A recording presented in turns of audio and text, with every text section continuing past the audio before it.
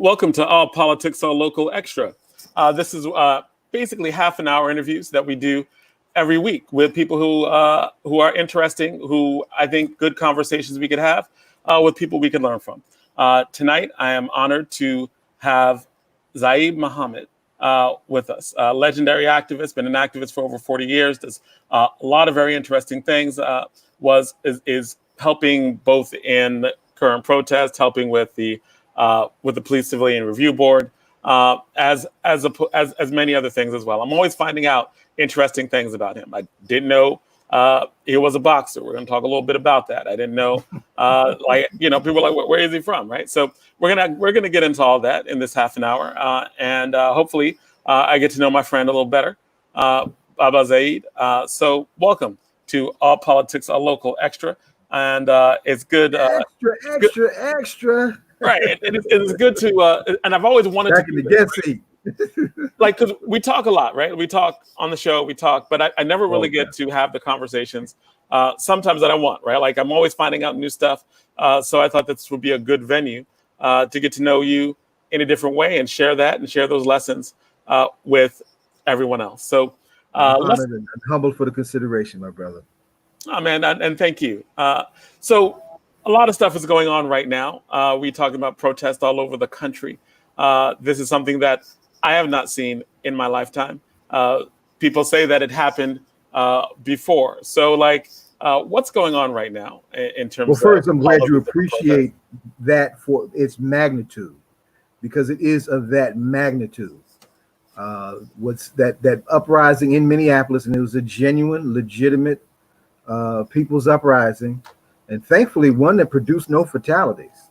Okay, and so it was a genuine people's uprising that spawned some 700 protests around the world and some minor uprisings in some other cities, right? And it went beyond what we saw in 2014, and it can be in the conversation, depending on what comes out of it, with what we looked at certain points in the 1960s and the 1970s. It has historic dimensions that's right in front of our faces, no doubt about it. So when we're looking at the now, what are some of the historic dimensions? Why is this historic based on your experience? Like you've been doing activism for 40 years, right? I'm always saying 30, and you're like, no, 40. So yes, based it's on a little more than 40 now. But to your point, right? To your point, it's the magnitude of the response, right? The magnitude of the response, not just in Minneapolis, but the reaction around the country, the reaction around the world, the reaction of young people around the world, the multiracial character of many of these protests is also hugely instructive, right? It's hugely instructive. Why? In the 1960s, we were on the verge of a new consciousness rising as a people. It was the beginning of the Black Power era. We were losing Malcolm, and the great Kwame Ture said when Malcolm died, his blood fertilized the transformation of the Black liberation movement, and we moved to Black power and the Black liberation, as opposed to integration and just the modest reforms that were on the front end of the civil rights movement. So that kind of consciousness produced a confidence in us that white folks weren't used to seeing, and the police certainly weren't used to seeing, right? So, it produced some very powerful responses, but for the most part, those responses were our people defending ourselves, our people lashing out ourselves, our people by ourselves with that. Now, of course, as we would move on and advance the work of our movement at the time, we inspired coalitions and allies from all over the world. And to be sure, Malcolm was responsible for putting our struggle here in the throes and in sync with the broader non-aligned movement of the world, right? But for the most part, when we were battling them police back in the 60s and the 70s, that was us and them. It wasn't this mass outrage of folks from all walks of life. Minneapolis, many do not realize, is a very majority white town. 85% of its population is white. 15% is black. Most of us always thought that it was all white. I didn't know there were many black people there. The Chris Rock joke was they thought it was Prince and one other person, well, another black person. So so But talk to us about that. you're for a population for a town with that small a black population, an uprising under most circumstances would be easy to contain if it were just the black population going up and taking part of the uprising. But because of the ongoing, long-standing, a very violent, fatally violent character that we have been seeing in Minneapolis policing, I would say over at least just the last 10 years, their recent history, right, including Philandro Castile, including Jamar Clark, all of those, there was, and there are killings in between that, that police department has a very brutal reputation, a very violent reputation. So this has been simmering, but happily, right, the outrage, like I said, is coming from all quarters, right? There are young folks who are seeing and understanding, who are not black, that this stuff is wrong. No, this stuff, it's been going on for a long time, and as people are taking to the streets, they are choosing to join our people on the streets. Right? Now you're talking a lot about Minnesota, right? Like, Mhm. but I want to bring you back to Newark, right? Because these things have been happening all over the country. What has been going on specifically within Newark? How does that relate to the larger movement? Well, actually, Newark is in a very unique position to help move the issue as the issue has become a national issue again, because of how reasonably well we have done in our historic police reform effort and where we are in our fight for civilian oversight. Newark has been under a federal consent decree since 2016. And consent decrees mean that the police department, the city, and the federal government agree to have federal oversight. So the feds make sure that the locals do what they're supposed to do to clean up their act, right? And that has been happening, right? And has that worked? Do you think that's been working? It has worked far better in this city than in most cities. Newark's consent decrees has a 5-year life, right? That's about to be extended because actually a structure has to be built to take care of the managing of confiscated evidence and some things like that. So the only it's logistics that are causing our consent decree to be extended. But most consent decrees go on up to 10 years or more, because the problems are so deeply ingrained, and more often than that, you do not have the kind of unity in leadership to push the process. Usually in most cities that have these, even when the process is forced to move, more than not, there is pushback, resistance that drags the process out, and that does not allow the reforms to take on the kind of quality that they need. And then it brings us back to the ultimate question of what's the ultimate space that needs to be created coming out of these reforms, and that's civilian oversight. Permanent civilian oversight structure, right? So when feds leave, when consent decrees ultimately expire, you have that mechanism in place that can keep police officers accountable for best practices the way you need to prevent them from going back to the retrograde, destructive, corrupt, racist kind of things that far too often marks big city policing. Now you have you do a lot of activism both in New York and New Jersey, and the big issue for you, it seems like the big activism issue for you is the civilian oversight and the Civilian Complaint Review Board in terms of police brutality. Now you do a lot of activism in New York, and New York has a Civilian Complaint Review Board, but many people complain about it. They say it's weak. They say that it's ineffective. They say that it's a review board, but it's really so white people don't feel guilty, or white people can tell black people, look, we got it. And they still do what they want. Eric Garner gets choked out.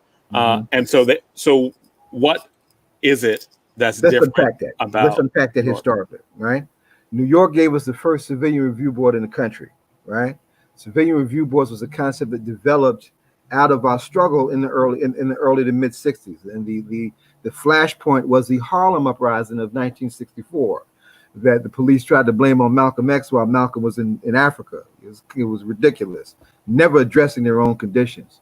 But out of the groundswell of protests and the groundswell of that uprising and struggle came this call for a civilian body, right, that would review, police behavior whenever it became in question, and should have the authority to deal with stuff that is not being dealt with by the police department itself, right? Unfortunately, people do not realize the degree to which police unions have political power, and Right. how they use that power to cower politicians to basically bend and go their way And wherever they are and for whatever they do. So what happened in New is York, that's what they did. yeah, exactly what happened. What happened is when once New York's Civilian Review Board got going, it had been reduced by virtue of that political give and take to being nothing more than an advisory board. How would you advise people around the country so that what happened in New York won't happen in Newark or other places that use consent decrees to get eventual civilian oversight? You don't give up. That's the first thing, and you have to really push your leadership into accepting the demands of this historical moment, and that's really what we're hoping that Minneapolis does. It gives us a window, gives this country a window to take a step forward on police reform that it has never taken, right? So now, there's more to say about New York Civilian Review Board too, because our folks in New York have not given up over it having strength.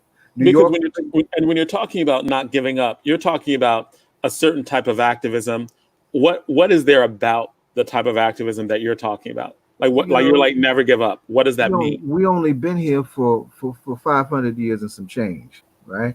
We've only been free a fraction of those 500 years, right? Great Kwame Ture said, "Our struggle is protracted. It's a long one. It's everything ain't gonna happen overnight, right? There are peaks and valleys. There are some times when things happen quickly. Hopefully we're in one of those times in terms of this particular issue, moving forward in ways that we haven't seen. But it takes a long time to try and get white folks to realize that they are racist. They're doing some terrible stuff to folks that is inhumane, right? And elite in terms of international human rights law, illegal, immoral, and despicable, and they need to be checked on that. And it takes sustained kind of protests and whatnot to really kind of deal with that. So that's what we mean when we say it's protracted. But right? Many people who are young, this is one of the most intransigent issues, because policing, as we know it, was constructed to uphold white supremacy. Like no other entity in the country, the police departments were constructed, right? Because out of the slave trade to maintain those first free black populations, right? To keep them in their place, right? And to manage and to check, fugitive slave activity all up and down the highways and the byways of this country. That's where policing started. So we've always had this racist baggage that we've had to confront. Now, when you're talking about that, right, you're talking about the long history of like the origin of the police, right? Like in the United States, it started as slave catchers, right? Or you have out west, I read that the original Texas Rangers were really like a militia to oppress Native Americans. Or exactly right. when young people hear you saying it's protracted, like what I might hear is it takes forever. You're saying be patient, and why? What is there when you were a young activist? What were some of the first movements that you got involved in, and what do you mean by this patience? Like if you were going back to the first movement that you were a part of, what was that like? Wow. Well, that was a student movement, right? A student movement that was in decline, going through changes. All right. It was the late 70s, right? But what was coming up at the time was we were ultimately found ourselves getting in front of what became the very strong anti-apartheid movement. Right? So your first activism was in the anti-apartheid movements of the early and mid 80s. Late 70s. Late 70s. Okay. Late 70s, right? Late 70s. Me and the great Lawrence Hammer, Dean Muchunga, go back. That's how we met. He was coming out of Princeton in the early 70s, and at Princeton, their takeover of a major hall in Princeton was the beginning of the divestment movement in New Jersey. Wow. The year I was coming in we forged a statewide coalition of Black student organizations that actually, that was one of our main mantras, to turn it up on the question of, the struggle against apartheid, make these universities divest, put them on blast for as long as they did not divest. And we did not back away from that. And ultimately, we won on that front. And that became a very important battlefront in the international dimensions of the global struggle against apartheid. It was hugely significant. And that was the move for both state governments and local governments and universities and private universities Yes. to not invest in businesses that came out of South Africa. That's right. When South Africa had like a segregated society, a apartheid state. One of the most brutal and genocidal segregated societies that the modern world has known. Yes. And so when you go back to that, why did you continue? Like, what is that? Like, if someone was saying, hey, you need to be patient, how would a younger you have reacted to that? Well, it's not just being patient. You have to be persistent, and you got to turn it up right there where you're at too. We ain't sitting around and just say, I don't want patience to be. That's too soft a word. Because right? that's why I'm trying to push that out. You're like, it's let me tell you something. It's long, and I'm like, wait, let me get back to your early age and see because you're not sounding like the young you when you were saying that. So I'm trying to bring that back. Someone what does that mean? This way. Yeah, well, let me put it to you this way. The first thing I read by Martin Luther King was Why We Can't Wait. Y'all hear what I'm saying? Why We Can't Wait. And the centerpiece of his book, Why We Can't Wait, is his immortal classic letter from a Birmingham jail. When he put the white church establishment and white liberals on blast for them telling Black folks in the South that they need to wait and just let this thing we'll figure this thing out eventually, and y'all, I guess, have some semblance of citizenship and civility, when that in fact was not happening without pressure coming from our people directly. And then from sitting in a jail cell, Martin gave us one of the most eloquent expressions of the urgency of now, using his language, yet at the same time understanding that this comes from a long, dark place, when those ancestors of ours were first betrayed on the west coast of Africa and put in shackles in the hulls of those Middle Passage slave ships, many of whom got here and many of whom did not get here. This struggle goes back that far, right? And so it's not just a matter of it's the urgency of now on the one hand, it's the honoring of those ancestors on the other. The honoring of those ancestors, their strength, what they endured, centuries of not knowing what freedom even meant, centuries, not years, not months, centuries, right? But they never gave up. So they never gave up. Had they given up, you and I would not be talking today, brother. So the you would be in museums as these were the Negroes, who did not survive America.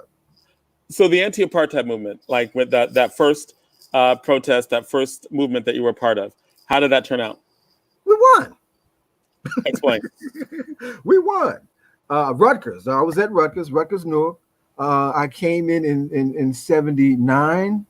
By 1985, the very provost who we used to sit in on, his name was Ed Blaustein, personally got in front of the issue out of embarrassment, and Rutgers divested in 1985. I wasn't there when they divested, but my crew, pushed the mantle and had him on his heels. And it became such a big deal for Rutgers, and they're trying to deal with their shame and embarrassment of having had to be pushed like that. And he turned around and, we're sorry, and did all of that thing, that they ultimately named the building after him. I don't think he deserved that, quite frankly. It should have been, after somebody who has been pushing the work and pushing struggle that would bring the best out of Rutgers. But we won, and that was a part of creating the climate to get people like Nelson Mandela released from prison. Okay, I can remember when I first started doing anti-apartheid work. Old folks to you folks as I was young then said, they ain't gonna never let them people out of prison. Y'all, that's smoke. Y'all blowing smoke up your behinds.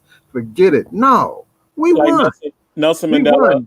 I February remember. 11th, 1990, that black man walked out of prison hand in hand with the great fearless Winnie Madikela Mandela, and we won. And he didn't just walk out of prison. He walked in and it played uh, hand in hand a transformation of a society where he winds up being president of the whole country. A Now, fundamental turnaround of the country. so You know, people at the beginning of your movement were like, at the beginning of the divestment movement were like, he will never be free, right? Like mhm. Nelson Mandela will die in jail, and I heard the same things. And then within 6 years, 1990, he's released from He was prison out. and he's free. He was out. Not just free, but wound up being the leader of the whole thing. Now you've been involved in many other movements since then. My question to you is, what in your background made you get involved to begin with? Like, where are you from? What's like? Why do you even? I hear something about I'm a field you were Negro from the fighting. streets of Union County. I heard that you fought a lot. Like I heard that you were a fighter. So what happened in Union County, and what was that about? I'm originally from Plainfield, New Jersey, right? I went to school in Roselle, New Jersey. Like many, young black men in this country that, have problems, I got involved in some things that I probably shouldn't have gotten involved in, like the buying and selling of drugs. And in December 1977, I can almost remember the day, right? And the time and the place. I had a customer who needed what she needed from me, and I went over to her house to make this sale, and she had on her living room table this book that was just staring at me. That book was the autobiography of Malcolm X. Hmm. And I don't know what it was that possessed me. I can remember, being younger, and the awe with which black men spoke of Malcolm, right? And that always intrigued me. They couldn't tell me what I wanted to know about him, but the awe, the respect that they had for him was something that stayed with me. So for some reason, I don't know why I did it, because I wasn't much of a thief.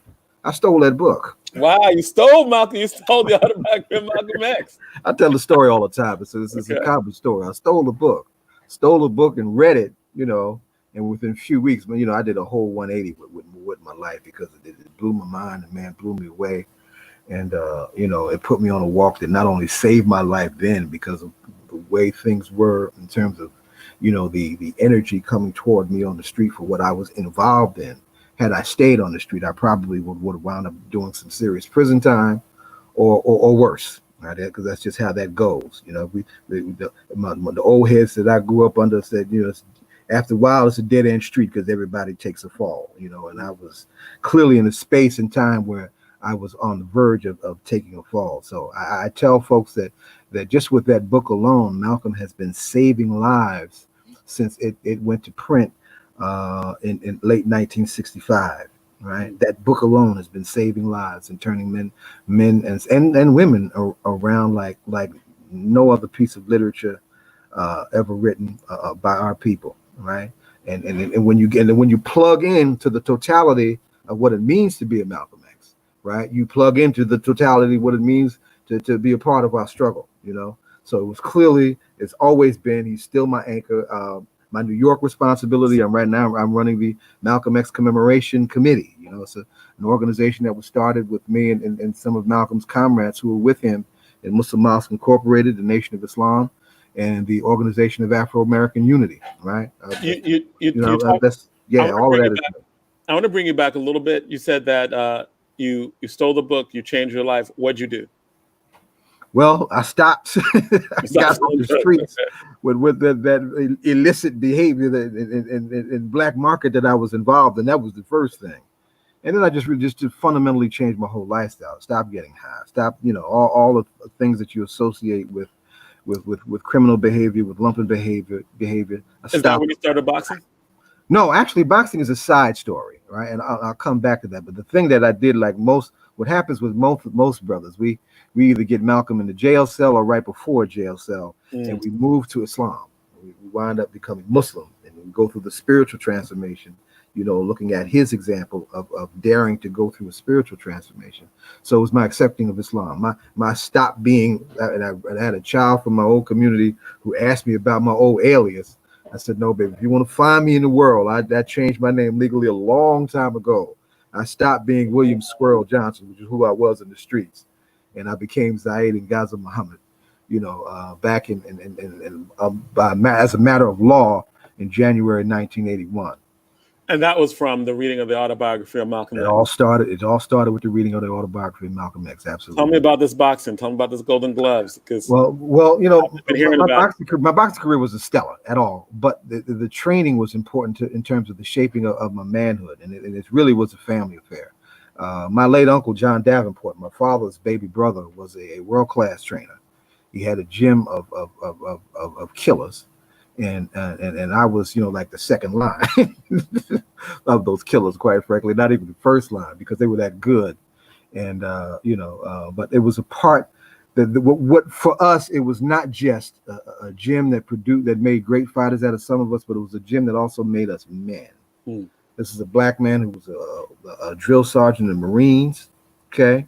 It's a black man, comes of age with his manhood in the 60s, very proud black man.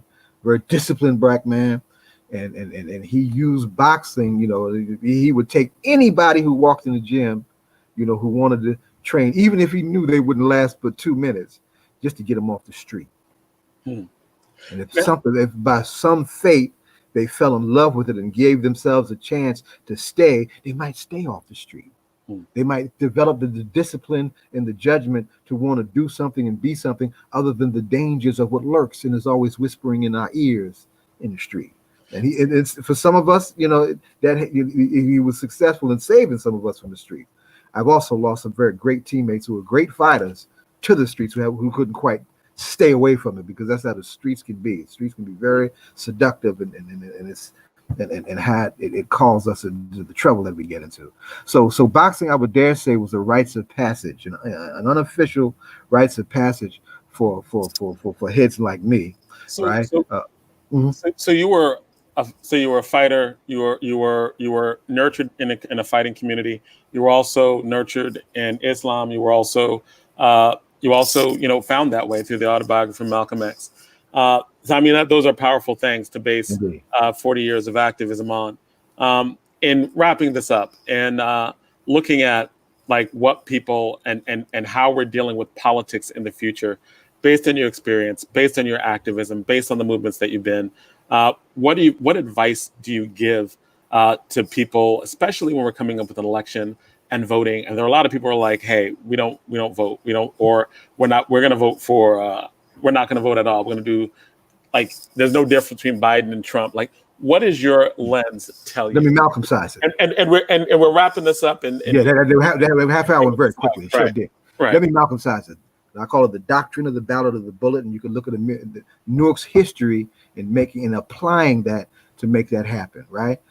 Malcolm gave us a revolutionary way to use the ballot, a revolutionary understanding of the importance of the ballot, and a revolutionary way to fight for the ballot. Malcolm inspired the first armed formation that was created that became called the Black Panther Party in Lowndes County, Alabama, over the defense of our right for the ballot. So the fight for the ballot was not done by nonviolence alone. We need to be real clear about that.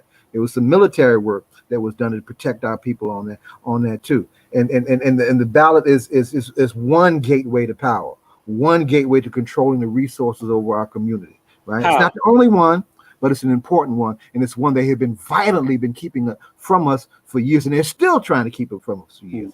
We have Donald Trump because the Electoral College gave him that election, even though he lost by 3 million votes, even though throughout the South and several other states, they have this thing called, there's a voter suppression method they were using where they were knocking people off the polls, closing, polling sites down, right?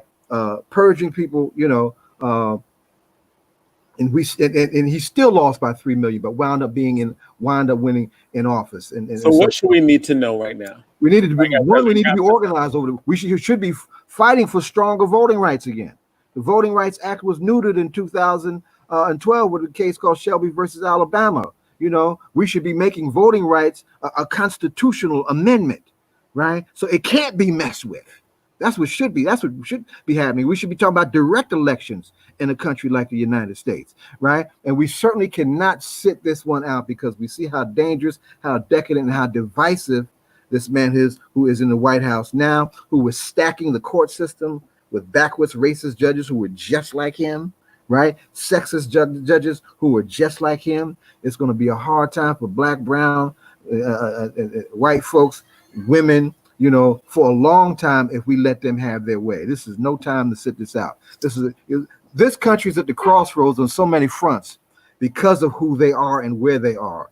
You know, it's imperative upon this generation, it's imperative upon us in this particular moment to recognize the magnitude of the moment and step forward. And stepping forward with the ballot is the least of our organizing for power expressions and way to do that. It's the least, not the most. We've got other things we need to be doing too, but it's the very least that we can do to be taking this particular historical moment serious and recognizing it for what it is. Thank you so much, man. I mean, half an hour has gone very quickly. Flew like crazy. In terms of just like the educational value of what we do, much appreciated. Yeah, the honor and pleasure is mine. Friday, we go to work.